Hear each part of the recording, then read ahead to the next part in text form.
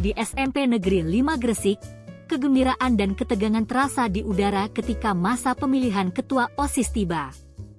Kedua kelas 9A dan 9B, merasa yakin masing-masing memiliki kandidat terbaik untuk posisi tersebut.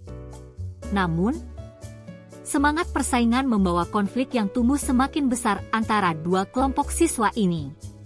Di kelas 9A, ada Rio, seorang pemimpin alami yang dikenal karena karismanya dan kemampuan berbicaranya yang hebat.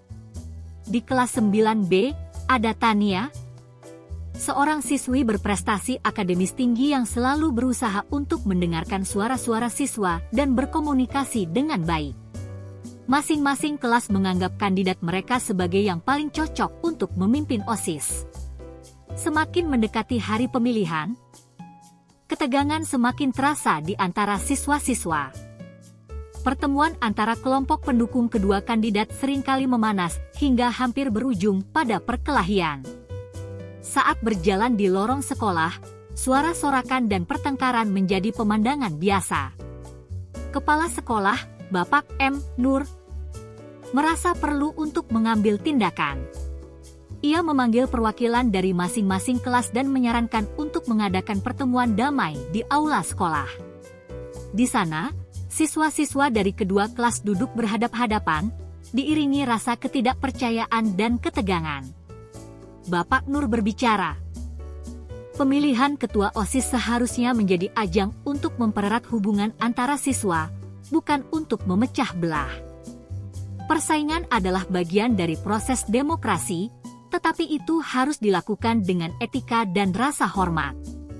Siswa-siswa mulai mendengarkan, dan beberapa dari mereka mulai berbicara tentang aspirasi mereka dan mengapa mereka mendukung kandidat masing-masing. Saat percakapan berlangsung, ada momen ketika mereka mulai melihat bahwa baik Rio maupun Tania memiliki kualitas unik yang dapat membawa perubahan positif. Salah satu siswa dari kelas 9A, Farhan, berbicara dengan bersemangat, "Kita seharusnya bukan saingan, tetapi teman sekelas. Kita bisa bekerja sama untuk mewujudkan ide-ide besar yang dimiliki kandidat kita." Dari kelas 9B, Amelia mengangguk, "Benar. Pemilihan ini seharusnya menjadi peluang untuk membangun masa depan sekolah kita bersama." Dalam atmosfer yang semakin santai, siswa-siswa ini mulai saling bercerita tentang visi mereka untuk sekolah yang lebih baik. Ide-ide mulai mengalir, seperti mengadakan acara bersama atau proyek yang melibatkan kedua kelas. Pemahaman tumbuh, dan kedua kelas sepakat untuk menghentikan persaingan yang tidak sehat. Pada hari pemilihan, suasana yang berbeda terasa di sekolah. Pendukung kedua calon saling memberikan semangat, dan semua siswa mulai merasa bahwa meskipun ada perbedaan, mereka tetap satu komunitas.